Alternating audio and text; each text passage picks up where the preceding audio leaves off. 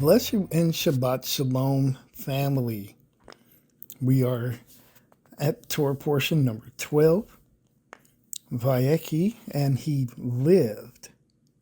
The Torah portion can be found in Genesis chapter 47, verses 28 through chapter 50 and 26. The Haftorah is found in 1 Kings chapter 2, verses 1 through 12. The reading of the Psalms can be found in Psalms 39 through chapter 41. And the New Testament portion, the Brit, can be found in 1 Peter chapter 1, 1 through 9. Let's get to the Torah portion, shall we? So this week's Torah portion is titled, And He Lived. And again found in Genesis chapter 47, verse 28, starting at verse 28. So it's going into the life of Jacob, who goes on where it says, Thus Israel settled in the land of Egypt and in the land of Goshen, and they gained possessions in it and were fruitful and multiplied greatly. And Jacob lived in the land of Egypt 17 years. So the days of Jacob and the years of his life were 147 years. So it just starts off talking about, and he lived. Jacob lived. The majority of his life was spent working and running from his own brother. He spent a good number of years working for his uncle Laban to marry his wives. He bore his children. He lived knowing the stories of his father Abraham.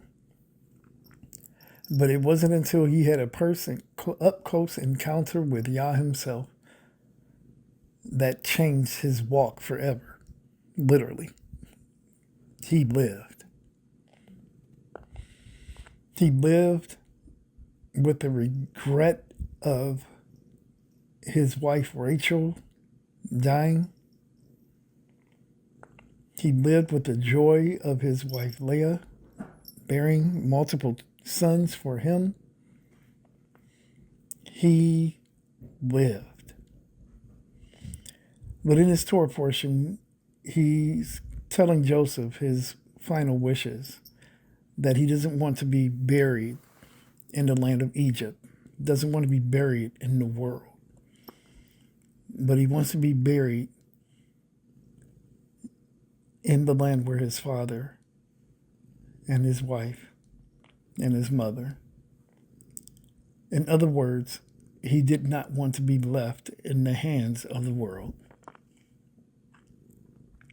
He wanted to be placed in the resting place of where his fathers were. He lived. The things that Jacob had to go through, although a lot of it looked like a trying time, in those trials, he found blessings. He found his own walk with Yah. And ultimately, as he told Joseph toward the end of his life, when he was getting ready to take his rest, he said, I never thought I would see you again. But God not only allowed me to see you, but your offspring as well. So may our sons be like Ephraim and Manasseh,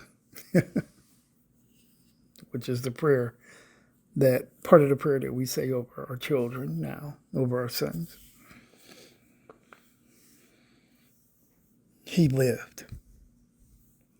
Jacob had to be pushed out in order to walk it out with Yah. Things had to happen in his life that forced him to confront himself, to confront his fears and to face the fact that he needed Yahweh more than anything. When you look at the life of Jacob, you could see, and of course I'm referencing when he was on his way to meet his brother after so many years of running and having his family, and he split his family and his belongings up, and he was left all alone where he laid his head on the rock. And he dreamt of the stairway of heaven, and then he wrestled with the angel of the Lord all night long. And the angel said, "It's daybreak, it's time for me to go." Jacob wouldn't let him go. He said, "Tell me your name." According to some Eastern cultures, knowing a person's or a being's name granted you power over that person. At least that's what some Eastern cultures believe. Here, Yah had a different plan. Said, "I won't tell you my name, but I'm going to change yours, even down to the way you walk." And then, of course, he hit the socket of his thigh, which, of course, made him limp. And then he gave him a new name, Yisrael. Where once he was known as a supplanter,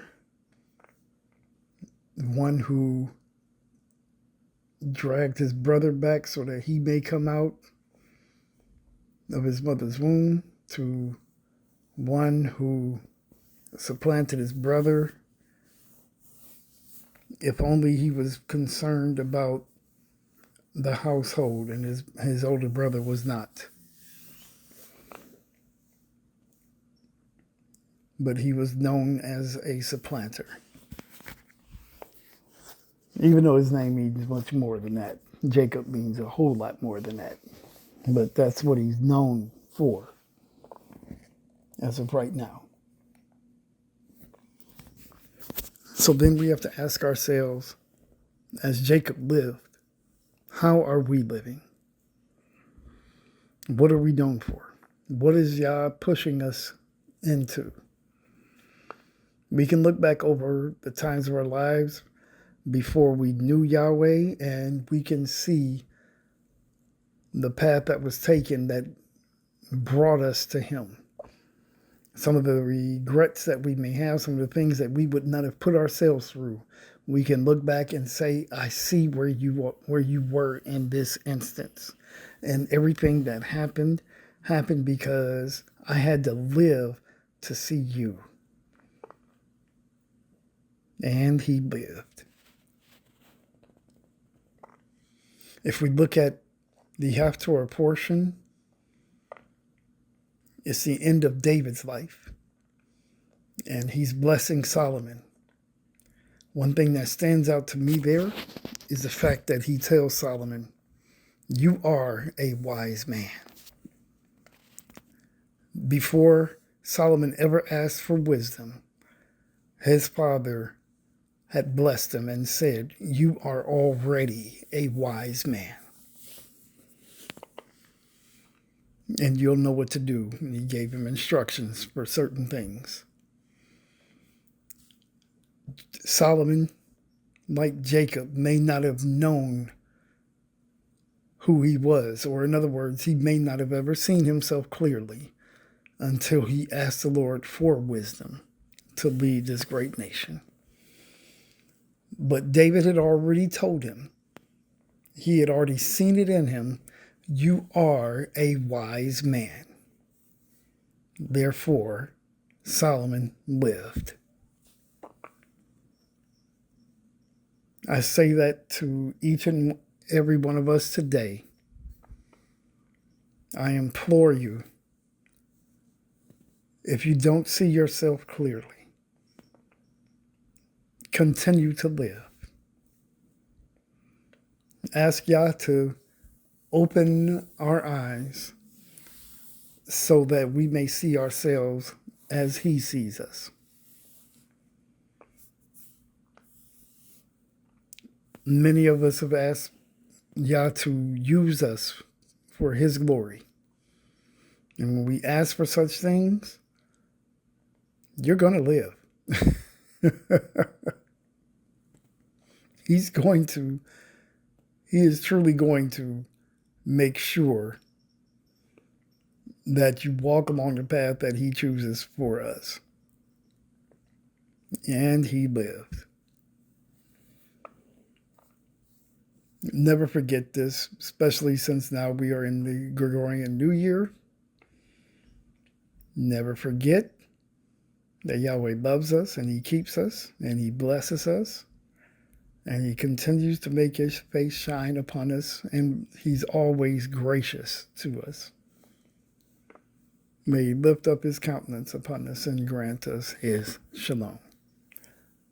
Shabbat shalom in Messiah Yeshua. Amen. God bless you.